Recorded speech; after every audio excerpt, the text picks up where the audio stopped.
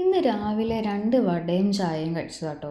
പിന്നെ വേറെ ഒന്നും കഴിച്ചിട്ടില്ല. പിന്നെ ഉച്ചയ്ക്ക് നമ്മുടെ പുതിയൊരു കഫേ തുടങ്ങിയിട്ടുണ്ട്. അവിടുന്ന് ഒരു മൊജിറ്റോ മേടിച്ച് കുടിച്ചു. അതായത് കാണാൻ ഭംഗിയുള്ളതുകൊണ്ട് മേടിച്ചതാണ്. വൈകിട്ട് ഡ്യൂട്ടി കഴിഞ്ഞ് ഞാൻ ദേ ഹോസ്റ്റലിലേക്ക് പോവാണ്.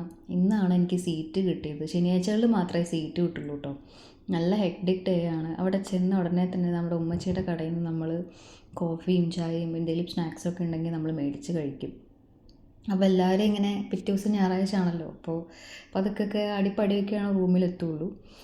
അങ്ങനെ ഞാൻ എൻ്റെ റൂമിലെത്തിക്കഴിഞ്ഞ് നേരെ ചെന്ന് ഞാൻ എൻ്റെ ബാഗ് വലിച്ചെറിയും. ബാഗ് വലിച്ചെറിഞ്ഞ് കുറച്ച് നേരം ഒരു ഇരിപ്പുണ്ട്. അതൊരു സമാധാനത്തിൻ്റെ ഒരു ഇരിപ്പാണ്. കാരണം അത് കഴിഞ്ഞ് ഞാൻ നേരെ ചെന്ന് കുളിച്ച് വിളക്ക് കത്തിക്കാനുള്ള പരിപാടി കേട്ടോ. ഇതാണ് ഞങ്ങളവിടുത്തെ വിളക്ക്. ഞങ്ങൾ എങ്ങനെയാണ് വിളക്കിനെയൊക്കെ സങ്കല്പിച്ച് വെച്ചേക്കണത്.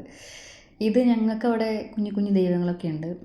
അപ്പോൾ മറൈൻ ഡ്രൈവിൽ നിന്ന് നമ്മൾ മേടിച്ചതാണത്. അപ്പോൾ ഇതിൻ്റെ ഉള്ളിൽ തിരിയുണ്ട്. അപ്പോൾ ഞങ്ങളെപ്പോഴും സന്ധ്യ ആയിക്കഴിഞ്ഞാൽ, എസ്പെഷ്യലി ഞാൻ കുളി കഴിഞ്ഞാൽ ഞാനത് ഇങ്ങനെ കത്തിച്ച് വെക്കാറുണ്ട്. കണ്ടോ, കൃഷ്ണനുണ്ട്, ഗുരുവായൂരപ്പനുണ്ട്, ഗണപതി ഉണ്ട്. അപ്പോൾ ചില ദിവസങ്ങളിൽ ഇങ്ങനെ ചെയ്യാറുണ്ട്. അതായത് ഞാൻ ഈ നേരത്തെ എത്തുന്ന ദിവസങ്ങളിൽ ഇത് ചെയ്യാറുണ്ട്.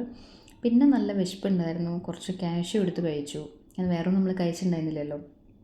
ഞാൻ ഒരു ചായ മാത്രമേ കുടിച്ചുള്ളൂ വൈകിട്ട്. പിന്നെ റൂമിൽ കുറച്ച് റൂം ഫ്രഷ്നർ, എനിക്ക് ഇങ്ങനത്തെ കുറച്ച് പ്രാന്തൊക്കെ ഉണ്ട്.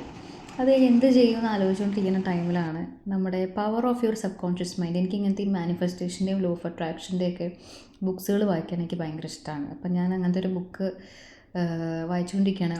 കുറേ വായിക്കാറുണ്ട്. അത് കഴിഞ്ഞ് ഒരു മാക്രോണി മേടിച്ച് കഴിച്ചു. അപ്പോൾ വീഡിയോ ഇഷ്ടപ്പെട്ടെങ്കിൽ ലൈക്ക് ചെയ്യുക, ഷെയർ ചെയ്യുക, സബ്സ്ക്രൈബ് ചെയ്യുക.